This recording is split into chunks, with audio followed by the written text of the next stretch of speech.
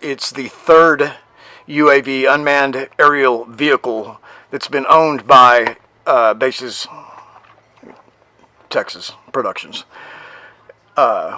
which produces this show you're watching right here. You don't know. You don't know, huh? So don't act like you do. You don't know. You don't know, huh? So don't act like you do. You don't know. You don't know. You don't know. You don't know. You don't know. You don't know. So don't act like you do. So don't act like you do. Because then something bad, like the cruelest woman in the world, might happen to you. Oh, you can't handle it, huh? You know, you can't handle the truth. How do I know that? Because I can't handle the truth. You damn sure can't handle it. The cruelest woman in the world.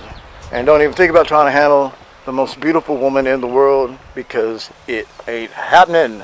Welcome to another exciting episode of You Don't Know. You don't know, huh? So don't act like you do. Because then something bad, like directed energy weapons, might happen to you. Oh, all right. In the studio tonight via Skype, we've got Catalin Newport, a very interesting individual, and Catalin doesn't consider himself a targeted individual, yet this is kind of the subject that we're going to be going into, I believe. Is that right, Catalin? Yeah, it's the same experience. I just don't identify myself, I guess, with that moniker so much, but it's just one of those things.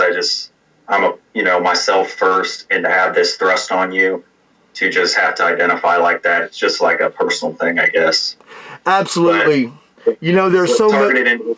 It's the same. Yeah. There's so much, so many times the subject of victim keeps bringing up, and I refuse to be labeled as a victim, because victimhood starts in the mind and ends in the mind. And even if I was up against a firing squad for a crime I didn't commit and they're fixing to pull the trigger and kill me, I still would not be a victim, because I refuse to be a victim in my mind. And so guys like you and me, and women and people like you and me, are kind of the toughest nuts to crack, I suspect, when it involves these gang stalkers. And so there's all of these terms and concepts associated with this phenomenon, and I'm sure you've got plenty to say on all of them, but I get a feeling that mostly your experience and your level of expertise, or area of expertise rather, it has to do more with the electronic harassment and things of that nature. Is that correct? Yeah, and again, that's something I'll just say it, because there's a lot of people, they call it electronic harassment. For me, that's not a strong enough term, because it's electromagnetic based attacks and torture that people get held through. So it's just, that's just another one of those things to where I like to emphasize, strong wording there, because harassment gives people the wrong idea. Absolutely. Sometimes. Harassment is prank calling people on the phone, calling them time after time. It's not, putting a directed energy weapon on them and making areas of their body burn and shit like that.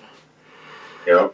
Have you suffered any type of visible scars or anything like that from this electronic torture? So I myself have not had any physical burns. Basically, I can be given the sensation of pain and things like that, but no visible marks on the outside. I'm left to believe that most of my manipulations are done specifically on the brain, basically bypassing any of the, the peripheral nerves or that on the skin and attacking the brain directly to basically induce pain.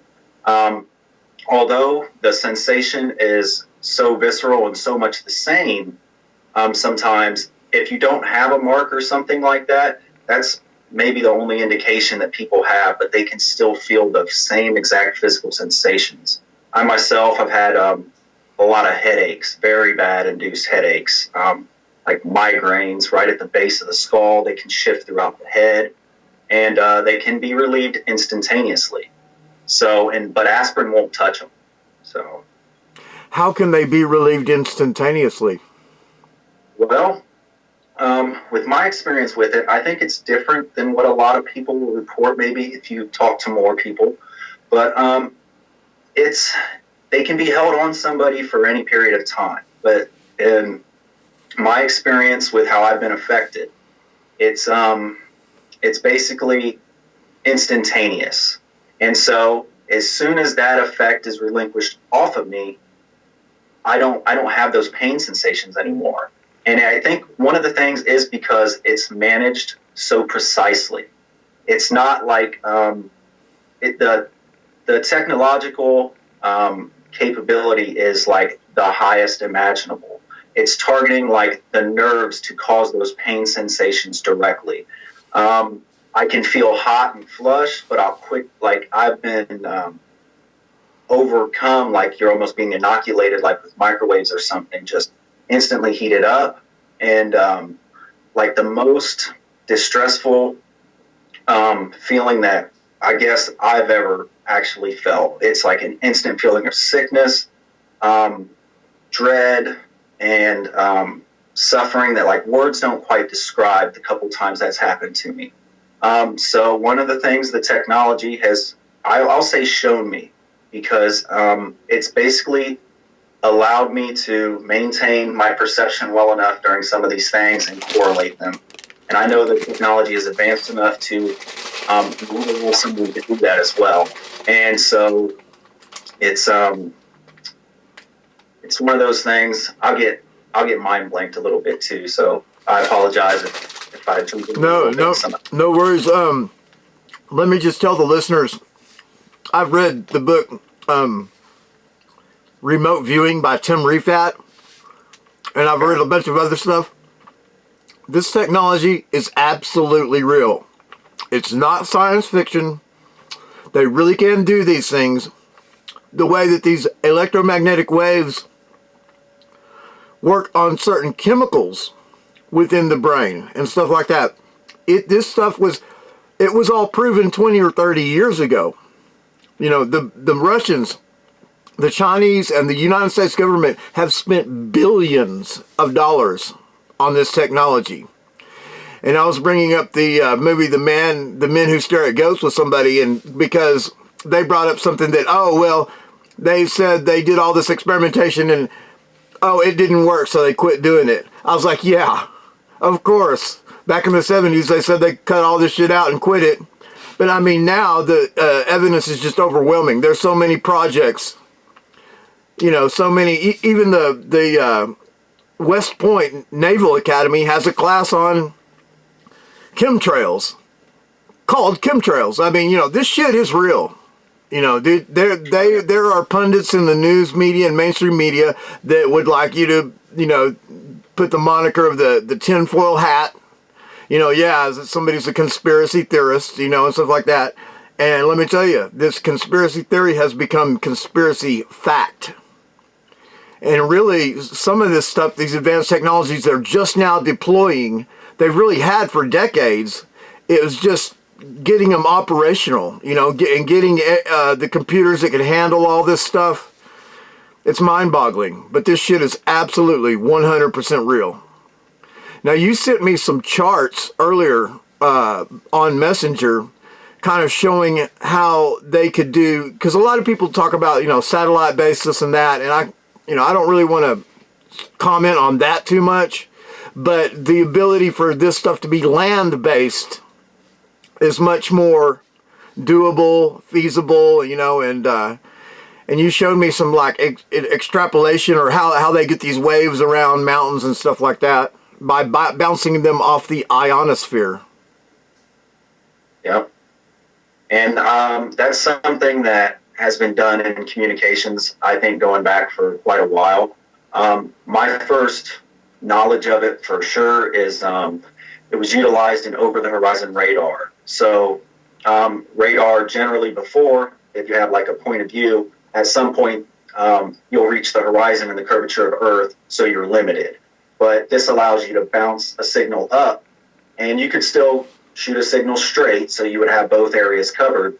And then that going up and going down, you can actually overcome the curvature of the Earth. And just a simple like literature on HAARP, that's official literature. They'll show you a giant circle that encompasses pretty much all of North America, and then right over the northern pole, they'll show that Russia, you could easily bounce a signal there.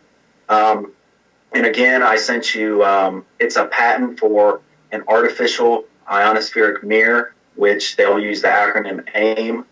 And that's where they're conditioning either a part of the lower ionosphere, at least basically charging up the particles. And so they can precisely bounce the frequency that they want off of it. Because I guess as you look more into it, some frequencies, they can basically travel through the ionosphere and out into space and, communicate with satellites that way.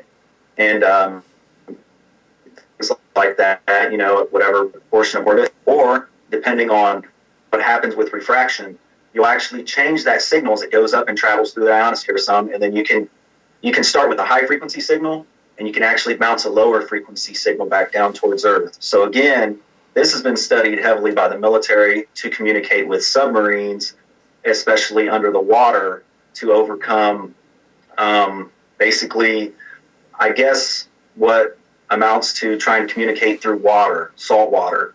And so they'll throw out an ultra low frequency antenna and be able to pick up some of those signals. And so the military has a lot of use for it.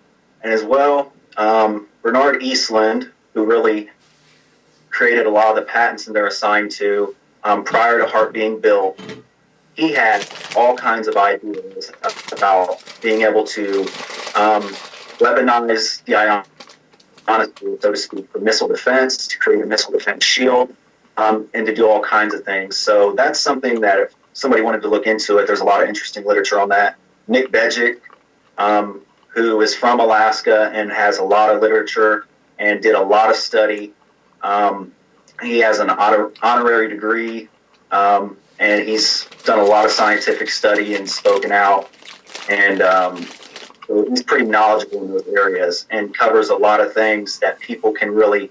He talks about mind control. He talks about these things, and he's a very knowledgeable source. And I've probably got a lot from him as well that I've seen. Absolutely. You took the words right out of my mouth. I was at a conspiracy theorist function or something like this decades ago, and they had one of the books that was on the table was a book called Angels Don't Play This Harp.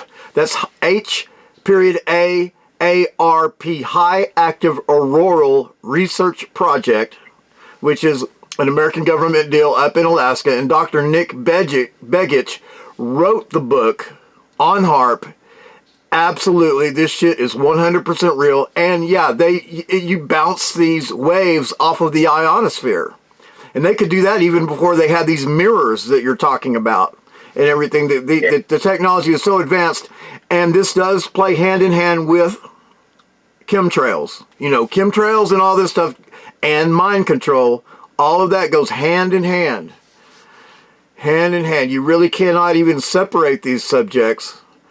So yeah, very good point. It sounds like you've really done your research on this.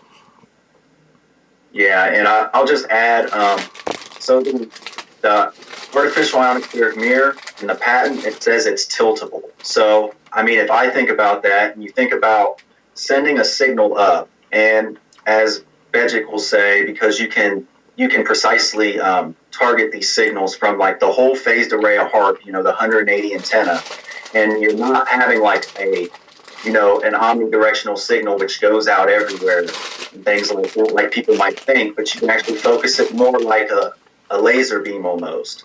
So to what effect you can do that, I'm not 100% sure, but to my estimation, you could create use a lot less than a whole array, do like basically kind of like an antenna like they have at HARP, and use one antenna in the same manner, so the technology and the principles already there and set out. That mirror itself can tilt, so you could keep precise geometry. Not only is that signal from that antenna steerable, and HARP is very fast if they drag it across the sky. People would have to check the literature. Bejic covers it. And then if you can tilt a mirror too, you could stay precise on somebody. You're using a artificially intelligent supercomputer to help you carry out these calculations to stay on a person. And again, to do this kind of locking onto somebody, and again, most people are 100% convinced, I myself as well, that they can read your thoughts, read your memory, and they can inlay thought to a very scary degree, because depending on how you do it, I myself have experienced it to where I can know it's basically the synthetic telepathy, the artificial telepathy, that's doing it, and it's communicating to whatever extent, or it's like berating me, basically, like almost just voice to skull, just coming at me. With negative Yep. narratives, putting you down. It can happen a lot. It can spin narrative stories, and at the same time it's doing it, it could be like, eventually, you'd be like, man, just don't listen to it. Just try to not focus on it. But one thing it can do, and I don't know that everybody gets this exposed to them like this, but it's made a point to show me explicitly time and time again that it can say something and then it can just make me believe it. It's forming the cognition within my brain, or doing it in such a way that it can completely change how you view something. And it could be something it said, or it can say stuff to you. And it's like, even if it's abusive language, that's bad enough for someone to deal with, something like that. But, a person could ignore it. They could keep going. But it can affect your emotions at the same time. So a person could be hit and then have their emotions hit. They can get jerks. I mean, it really depends on how it's implemented on you, how it's attacking you, because it's done all these things to me. And I mean, I'm talking thousands and thousands and thousands of inlays a day, 24/7. For me, it's been over 2 years at this point, and it's never stopped. It's really, especially even to this day, really, there's been a few times after, probably about a year and a half or something like that, that it would be quiet for a little bit, like not very long, but longer than 3 seconds, which before I didn't get 3 seconds of quiet that whole first year. And it would say things to me like, I'm going to give you a break. And it can force pictures in your head while it does this too. And these are not in your field of view, but like in your head. So, and I imagine a lot of people, they can think dynamically and kind of form pictures in their head. People dream and things like that. It can even do it up to those levels. And so you can be laying in bed, and so it could be used and utilized on people in so many different ways and completely covertly. That's, again, the scary truth of this technology. It's the same way how I'm saying that I can know that the thought's not mine, even if it's forcing thoughts and stuff like that. It really just depends on how it's implemented. And so to covertly use it, I mean, things can happen to someone and they would never know. They'll never know they're targeted. Again, with me, I get 24/7 voice to skull. There are people. It's not hiding from you. It's not hiding the fact of what's happening to you. It's in a way, it's almost educating you on this. Oh, it absolutely has through the experience. I mean, that's a school nobody wants to go to. Sure. School of hard knocks right there. And you know what? I find out, your story is very, very, I mean, I can tell you that you're telling the truth. I can tell. And the thing is, it's remarkable how cohesive and how coherent you are. I mean, most people, let's just face it, most people, if they've been through what you've been through, they'd probably be locked up in an insane asylum. Just broken down. I mean, but somehow you've been able to maintain, I guess through the power of the will to power somehow. And there's very, very hard things that'll run you through. It can give you extreme feelings of hopelessness, things like that, force depression on a person instantly. And I don't know what else to do, except I had to lay there in bed and take those things and maybe get shook around, and just until it knocks me out. I mean, that whole first year, something that I vividly remember is that my mind never had a chance to relax. Like you come home from a hard day's work or whatever, you go to lay down or you're watching TV, eventually you start getting tired, and your eyes get heavy and things like that. And you're like, well, I'm just going to lay down and pass out. That never was allowed to happen for me for that whole first year. And so I'm getting berated. I'm getting berated, and eventually I get knocked out. And then I'm up and starts all over again. Yeah, so they knocked you out or whatever. You still got your REM sleep, or you had to, be able to function. So, or you just got exhausted or something? Yeah, well, and see, this is where it gets tough too, because this is where, I mean, they are so far along with this technology, with it integrated with this computer, with what I've seen and experienced myself. Because yes, one should be maybe exhausted going through those things, but again, I think obviously for defense purposes, or like for like a war kind of thing for soldiers or something, you can artificially keep someone up. You stimulate their brain.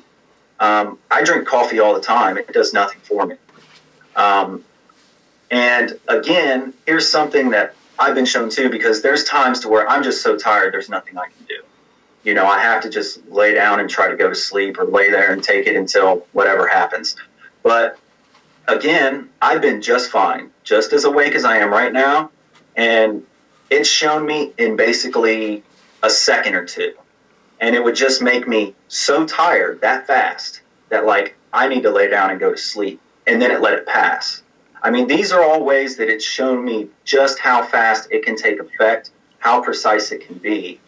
And again, everybody has their own experience with it. It's all going to be their own. They're all going to have went through who knows what all. And since you mentioned gangstalking, that's one thing that I haven't experienced the way that I've heard it described. And some of those people, they may or may not receive voice to skull, and they'll have their own opinion on things. One of the things that I know is a possibility. Again, I won't say that anyone's not possibly being gang stalked, but some people report being stalked by, like, a lot of people, everyone in their community. Sometimes they'll think their family's in on it and stuff like that. Well, someone out in the community, they could perceivably be grabbed for a moment, made to do a gesture or something, or look at you a little different, and they would never think twice of it. It's done things to me to where it'll quickly make you forget what you just did. Like I said, I'll get mind blanked. And so it's basically like it can erase a few seconds of memory. When I was getting ran really hard the first few months, I mean, it feels like my brain's getting ripped apart. I'm laying at home in bed. This is all just kind of thrust upon me. And I wasn't really correlating anything. But after that time passed and it quit tying up those parts of my brain, I still remember all that. And also, it can bring up very rapidly anything since the time it's been here, because it has all that stored and can just re-inject it into. And so it's very odd, but one could see that obviously there's a lot of negative things that could be done, but at the same time, there's a lot of positive things that could happen if technology like this was used for good. Because a lot of people, I mean, just depends on their thinking, but we are, our body uses electricity, and it uses electricity on about every level I know. The Navy has even looked into helping heal bones with electromagnetic, energy at some level and things like that. So there's just amazing, amazing applications. One more thing I should add, I guess, is that I had heart palpitations, like pretty severe, that I ended up having to take medicine for. I tried to not take medicine for it. I went to the hospital one day, and they had to force medicine on me to get my heart rate down. And so for 10 years prior to this happening to me, when I was 20 and a half till I was 30, I had palpitations pretty much every day. They seemed like they got a little bit better as time went on, because I was having arrhythmias that would last for days at a time sometimes. At first, the first few months, it ran me through extreme cardiac events, and to the point to where I'm having heart palpitation, all this stuff. But I've dealt with all that myself. So it didn't scare me like it might scare somebody that's never had that happen to them. and I didn't feel like it was going to blow my heart up and stuff like that. I just had to take it. There was a few times it was really bad, but and there was even times to where I'm feeling effects that I know is not my heart because I had so many palpitations and things before. I know exactly where my heart's at. I know what I felt before. And so I'm getting sensations to the side of the chest and all this stuff and whatever it wants to do. One time it had me all worked up and had me feel for my radial pulse on my arm, which I get first time every time. And at that point, it made me feel for it. I couldn't find it. It's basically like, I would imagine what it's doing is blocking my nerves out in my fingers or something right then, so I couldn't feel it. And it can control my heart rate, I guess we could say artificially, but it's really doing it, it's just an outside source. Very precisely. I don't have heart palpitations anymore. Unless, they are very, very rare. And if I say something like that sometimes, every once in a while, it'll just throw one in just to be like, yeah, I can do it. I can give you a heart palpitation. So that's an amazing amount of control, to me and in my eyes. And so it's just, that's really... It's not trying to kill you, is it? If it wanted you dead, you'd probably be dead. It's not. It doesn't want to kill you. Yep. In my opinion, that, this kind of thing, it can happen instantly. And it could even be like a matter of power level, a little bit of power level in the brain. There is so many things. People could read old Russian literature and stuff from the Cold War and, giving people induced heart attacks. There's scientists that have documented it, at least in animals. Of course, they don't say they've documented it in a person. Yeah, they have heart attack guns. The CIA has a heart attack gun. They can assassinate you with that shit. Yep. And one thing again, just to give people an idea of the level of control. One day, this was 7 months into torture. I get up and I go to the bathroom, and I'm just standing there, and it was like, made a little noise like that, and instantly my heart rate went up to, I'm guessing here, I would say about 100, 140, 150 beats a minute. Not completely red line, but rather fast, with some palpitations. Start bouncing around. And then it dropped it way down, probably maybe 70 beats a minute or lower. And then it rose it back up, and then back down, and let it stabilize. It did all that within maybe 30 seconds. So, again, I guess it's showing me the extreme kind of control. I mean, I've talked to people personally that they'll get their breathing regulated and stuff, as I've talked to some other targeted individuals on the phone and things like that. And some of them, they explain it really well, and it's something I went through. And I mean, these people, they understand it pretty well. A couple of them I've talked to, and I've had pretty similar experience to them. So, well, one thing you brought up was this deal about gang stalking, where, and this is something I've tried to explain to people, that your average person who's just, I guess, a medium intelligence is maybe not as introspective. When they are having this gang stalk, what they think is that these perps are in on it.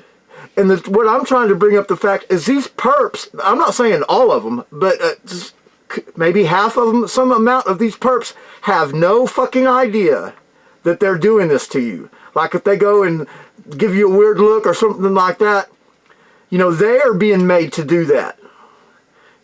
Somehow. And maybe it's through through the radiation or whatever.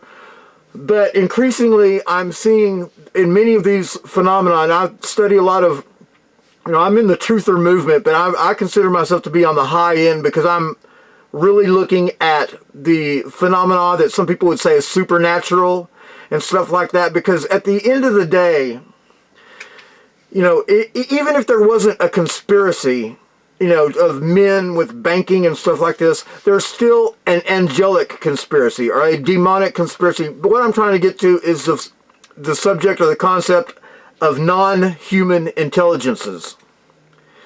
And now whether you think that these non-human intelligences are angels or demons, or whether you think they're aliens from outer space, at the very least we know that there is artificial intelligence, and that's real. And so that proves that there is such a thing as non-human intelligence.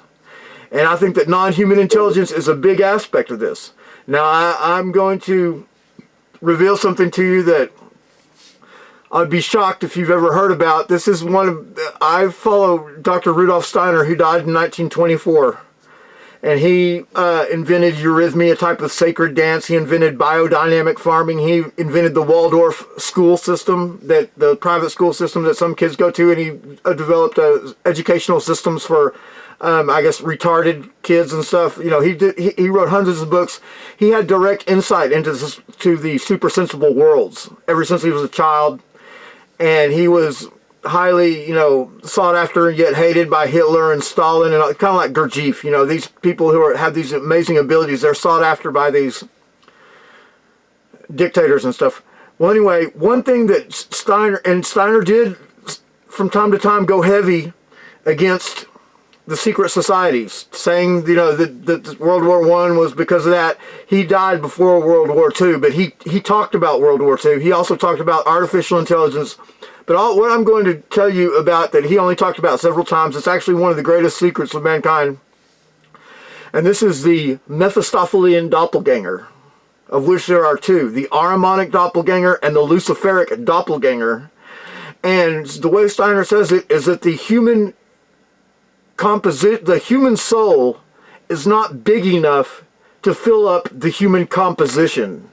And so there's room left over. And because of where we are at in the evolution of the conditions of consciousness of the human being, a predator has come among us. And these predators are the same ones that are discussed in the Carlos Castaneda books.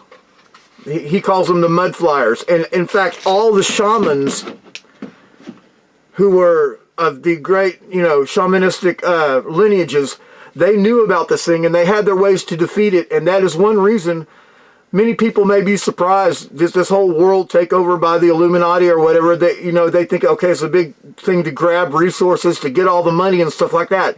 No, that's just the mechanism. That's how it actually works. The greed and the money, and how the machine is oiled. Basically, the real thing behind all of this, the real objective behind all this, is to destroy shamanism. Because shamanism is the only thing that can save humanity. And that's why they go around killing the Indians and eating up the rainforest and stuff like that. And I myself have been to Peru and the Amazon and taken part in the ayahuasca ritual. But anyway, so there's different people that call them different things. But this doppelgangers, every human being that draws their next breath has two of these. You cannot be alive and not have these in you. And they come in, there's two of them. They come into you right before you're born, and they leave right before you die. And they are the source of many of our thoughts. And so we must learn to recognize which thoughts are ours and which thoughts are not ours, but we think they're ours. Well, now, how much does this resonate and how identical almost does this sound to what you're saying? And so what I'm thinking is that a lot of this technology is learned to where man has learned to somehow take control of something that already was there.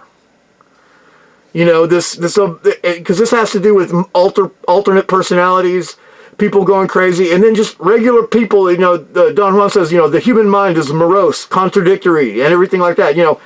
Everything bad that happens, people do things that don't make sense. They do things they don't want to do. And we just think it's humanism or whatever. It's this battle within us. Between these, and they're not even voices. It's you think it's your thoughts, but until you're exposed to this idea or ideas like you were just expressing, you'd have to think that they were your thoughts. You would just think, I really am a piece of shit. I really am a loser. I'm not going anywhere. Are these? Even if these voices aren't saying this, these are ideas they're trying to express. And so I'm postulating, what if, we know this thing, that humanity has this, and then now it sounds like the exact same thing that you're describing, They must be related. There must be some relation. I think that's I think there's probably I don't know too much about a lot of those things you referenced. That's my first hearing of them. But again, it sounds like, I guess, how people, regardless of exactly how they think about it, they try to correlate things like that to themselves. And what's them versus the outside, or what's forced on them and what comes from within, you know, kind of desire that comes from within you, these constructs that people have created and everything, either within society or, you know, anything else, and kind of finding your way through those things and what guides you. And, you know, and people could look at it a lot of different ways. You know, some people maybe go within themselves. Some people branch out and want to help other people. I mean, so there's a lot of things there. But, and when I think about stuff like that, I think about it. I try to think about it in a lot of ways, and where the wisdom can come from it, what you can gain from it, and to view it with positivity, sort of, in a way, you know. But again, people that are exposed to this kind of thing, they'll reference MK Ultra a lot. You know, this is mind control, and there's no frills here. This is a scary level of mind control. This is anything that people seen and they thought was sci-fi about it. It's realized, and it's the brain sciences. It's, you know, and truthfully, it's the highest level of all the sciences coming together, from mathematics to basically chemistry, biology, modeling, drugs, all those pharmacopoeia, things. Working through things, trying to basically, how could you use them to mold populations, maybe change the human condition, maybe change it to your own agenda. And that's why, you know, with governments using these things, with people that have developed them, with artificial intelligence, there's a lot of interesting things. I'm not very well versed in it, but, you know, something for people to look at probably would be like strong AI, and what's going to happen if people would reach maybe within one of these systems general level super intelligence, something that's so far beyond any person and things like that. And when you have a machine that can do mathematics, can do physics, has all these modelings, can hack human brains in essence, basically, for lack of a better term, I mean, we've already reached that threshold, in my opinion. And so, again, I'm somebody that thinks that definitely America's big in computing, China too, and those are the computers we know about that are released. Japan has the fastest one on the list right now, supercomputer. It's Fugaku in Japan. If people look at the amount of calculations that is credited with for 1 second, it's startling. And so, again, these are the ones that are disclosed. Who knows what the military has actually been able to construct with, again, like you stated, billion-dollar budgets every year, with the goal in mind, and all these types of things. And it's scary, because I've been ran through situations to where, again, it can make you believe things. That's why I never know and I always try to be reasonable with people when I talk with them on like internet forums and stuff like that, because I don't know what they've been through, and I don't know what's being laid on them at this time. I've had times where basically parts of my brain are locked off. I can't use them. I'm being so injected with information and held with interference and what the technology is doing to me at the time, that if it wants to make you believe something, again, it can. Like, I have my perception now, but if it laid on me in a certain way, it could do it to me right now. It doesn't matter that I know it can do it. You know what I mean? And that again, that's something that people have always maybe wanted to think, like, oh, the human condition, goodness can pull through and all these things. Well, we're talking about altering brain chemistry and cognition on an absolute level that there's there's no person that can, everybody's susceptible to it. And that's why it's so dangerous. This technology has the potential, if it's misused by someone, if you could create a system that could overcome another country's system, and they wanted to use it for very disastrous means, you could enslave all of humanity.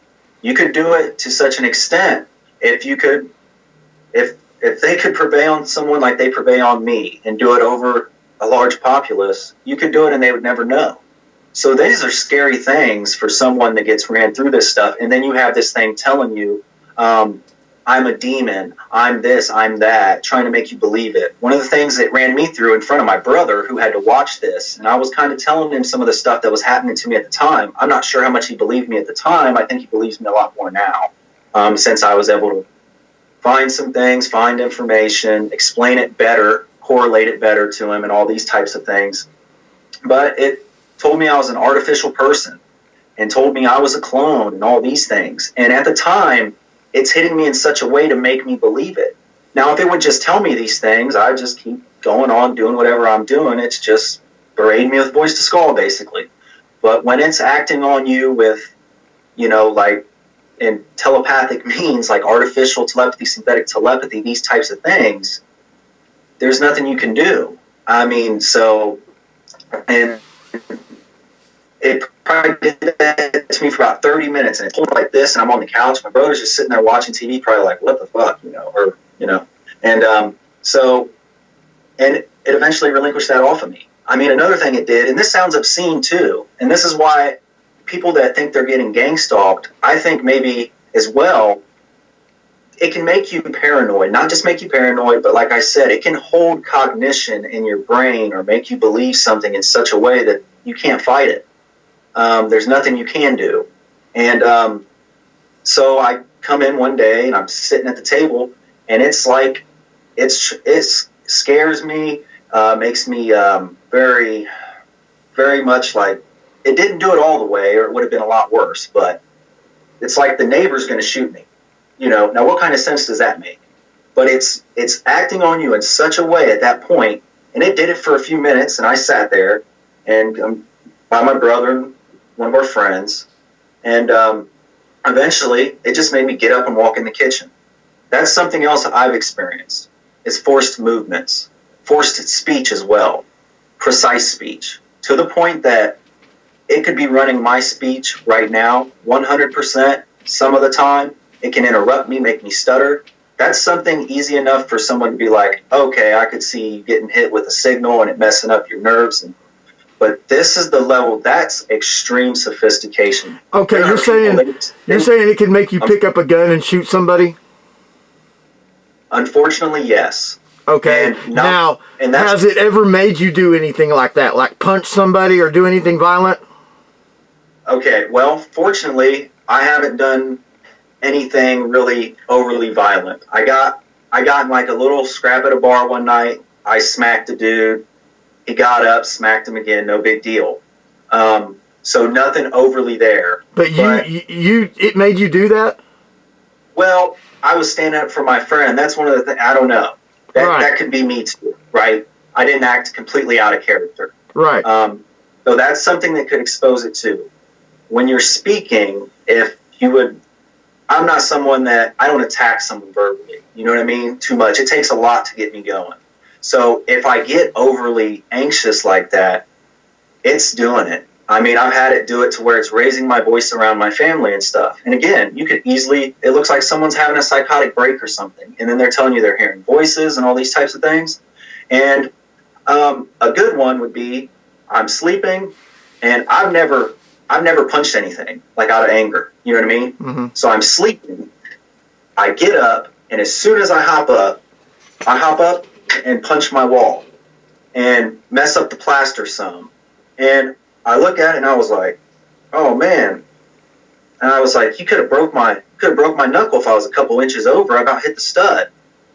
This could all be just like a little scenario that it just constructed. So it pops me up out of bed, makes me punch a wall, makes me talk out loud to it.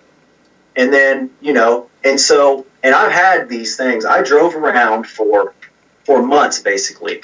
I mean, I'm staying with my brother, And so instead of like having forced dialogue around him the whole time, because it's making me talk, I go and drive around, and it's running the conversation. It's talking to me, but it's using my voice. It can still interject into my brain too, as much as it likes, but it'll run my voice, but it'll use it for itself. So it'll run a conversation. And now here's the thing: it can make you appear like you're answering it.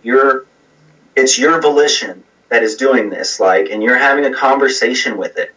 It can run both sides of that conversation, and none of that is you. You know what I mean? But it's creating this in the brain. It's causing those actions. I mean, so again, when people talk about, hey, someone could be manipulated politically, a figure could be made to say, absolutely. I mean, that's just one look at something like that. Since people, you're looking at people high up in defense departments in whatever country's having these things. I'll at least go with that one. As far as where all it could be, I won't like conjecture. But I mean, I've done with it extensively to where I'm having full two-sided dialogue, and it's made a point to it'll abuse me while it's doing that. These are I guess you'd call them tactics, but it throws every option at you. So there's almost no way you could know until it could be, don't know, to where people are getting abused, and they're like, well, because they think people are voicing through this a lot of times. This is something it did to me as well, is when it first came online, it tried to play like it was people in shifts, and they're on you 24/7, but they voice too much. Nobody's going to sit there in a microphone, even if they're passing it off, or they each got their own. Never stutter, never, and it depends how repetitive it is on somebody. Mine ended up being very interactive, but I went through extreme times of extreme repetitiveness too. And then very slow to drop things out, bring things up from your past and use them to abuse you. So it's there's just so many things. Why it was kind of exposing how much it can run my speech, and again, it's why I say I can't know, because I know I can't. Is because it's like, you didn't say that, I made you say that. And and it'll tell you that right after you just had a conversation or something with it. And it'll force thoughts into your head, and then it'll start attacking you for those thoughts. And it's like, well, this is what you think. And again, with me, since I'm left to believe that, I basically think it's of military origin, basically somewhere. I can't say exactly where, but it'll run through scenarios like, well, I could be Russian, Catalin. I could be this. You like the Russians. You're a Russian sympathizer. You're this or that.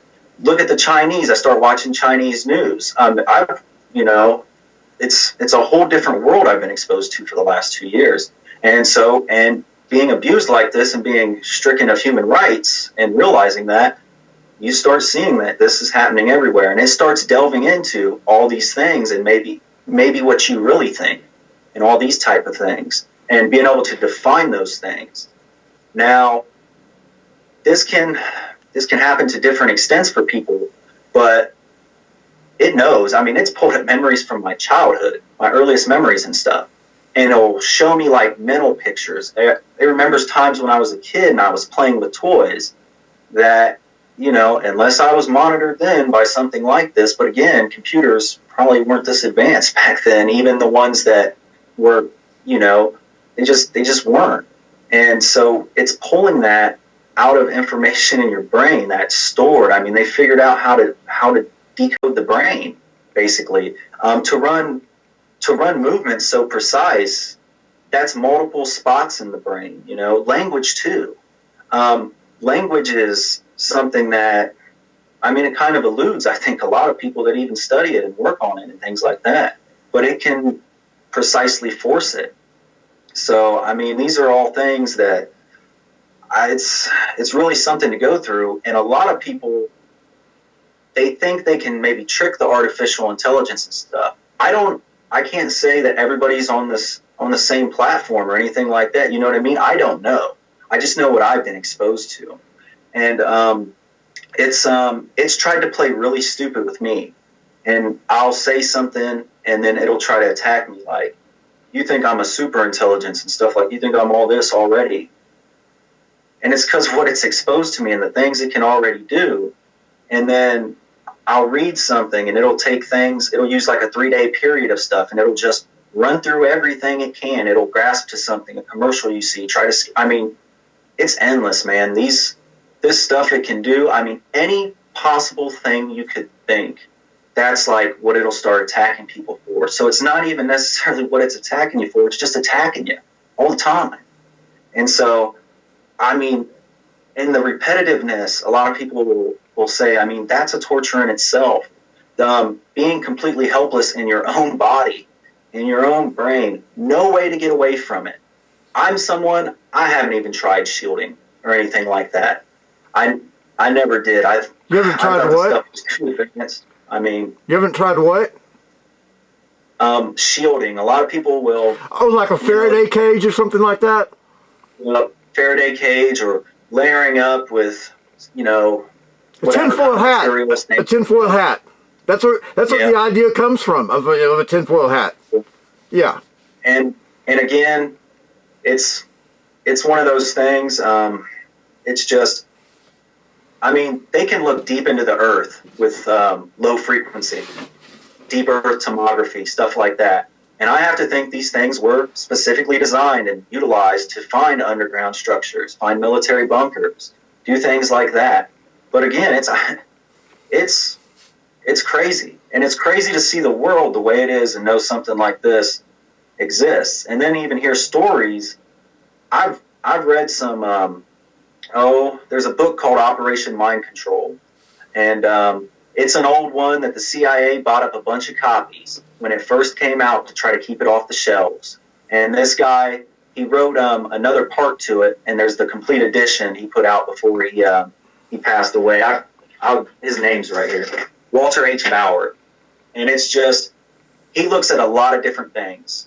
But there's a chapter in there on EM something, or he talks about wavies. And this was a term that another author used about people that were going through similar things to this, and this was back in the 80s. They were hearing voices in their head and some of that, and he uses the girl's words in it, and these voices are telling her stuff, and she's riding a horse, and they tell her they're going to make her horse stumble, and then her horse stumbles. And she says, well, the only thing I could think is that they hit its nervous system. That's back in the 80s, and somebody's getting hit with this kind of stuff, and now we're like 30 years later. And so people's testimonies, that's some of the only truth people might find out of some of these things, because I don't know how much it's going to be exposed. People that look into neuroscience and things like that, they could find all types of research where they'll see that on some level all this can be done. In a laboratory they've done this and that. Joseph C. Sharp, he accomplished voice transmission in microwave auditory effect in 1973. You're talking about voice of God? Well, that's probably its origin, basically. And but he did that in 1973, and there's the only paper for the explanation of it is called Microwaves and Behavior with Don R. Justison, come out in 1975, and it was published in the Journal of Psychology. And it's a scientific journal, and it's out there, and that's still one of the best pieces of knowing that this can happen, other than patents that are from the military for radio frequency hearing effect and microwave effect. There's a couple that's assigned to the Secretary of the Air Force, and and that's one aspect of it, but that's putting voices in someone's head. And now the Army's studying like synthetic telepathy and stuff, and they're telling you they're going to give their guys sensors in their helmets, and however they're going to figure out how to do it. And so the Army and DARPA and stuff studying things like that, but they already know how to do it remotely. Oh yeah, it's already here. It's already a reality. I don't know if you've heard about Dr. Patrick Flanagan, but let me tell you, I'm going to cut it right here. You and me are just talking now. This is edited out. This testimony what we've got here is probably, I'm not exaggerating, probably some of the best TI testimony ever. It's fucking good. What I'd like to do, and you tell me, I would like to take a 10-minute break. I'm going to turn the cameras off, but I would like to leave our Skype conversation on, take a 10-minute break, and then come back and hit it, because we've already, we're going to have enough for 2 or 3 episodes here. And it's going to, I think it's going to go viral. I don't know. It's hard to say, but the testimony, we're getting some really good content. What do you think about that? Do you have and I'm not saying another hour, because we've gone an hour, but if we take a 10-minute break and come back and maybe do another 30 minutes, are you up for that? That's fine. Okay. One thing I want you to think about while we're taking our break is, if you think that there's some event, if you piss somebody off or what, got this started with you 2 years ago, and just any other thing that you want to talk about. And I might bring up Dr. Patrick Flanagan, and I'm going to show you the Neurophone, which is a device that he made. We're getting some good shit here. I've heard him talk a little bit. He's obviously someone who's very talented, very gifted. I mean, he figured out the Neurophone, I think, when he was about 15. And that's something that the military, they basically confiscated that from him, from his patent. I have one. I'm going to show it to you. I have one. They cost $700. Yeah, I'm going to show it to you. I've showed it to my audience before. Yeah. And he won a contest with it when he was 13 years old. He had been using it on himself since he was 7 years old. And he got it from aliens. In his mind, he got it from aliens, the technology. But he didn't even know how it worked. But some guy came later and figured out how it worked, and we have something in common with cetaceans, which are your porpoises, your dolphins, and your whales. And it's an organs called saccules. And they're little sacs down here under your ear and your head, and they think that they're worthless, but then again, they help you keep your balance, so I don't know how that's worthless. But cetaceans use it to communicate with each other, to talk to each other through the water. Well, what the Neurophone does is you put in audio information like lessons or something like that, and you put on the electrodes, and it directs the information. It's like hearing through your skin. Yeah. But it's not going to your conscious. It's going directly injecting it to your subconscious. That's why you can play tennis, you can go on a date, you can do anything and be learning Hungarian at the same time. That's crazy. And it's an intelligence enhancing device. And I haven't started using it in earnest, but I'm already like, let's just say smart. Okay, but I'm going to use this thing to be like, I'm going to experiment on myself. Other people have been using this for years. The people that are good that work for his organization, he died this year, at the very beginning of this year. Didn't know that. But yeah, let's talk about him and then, and get some more of your experiences. Take about 10 or 12 minute break. How's that sound? Sounds good. All right, bro. All right, man.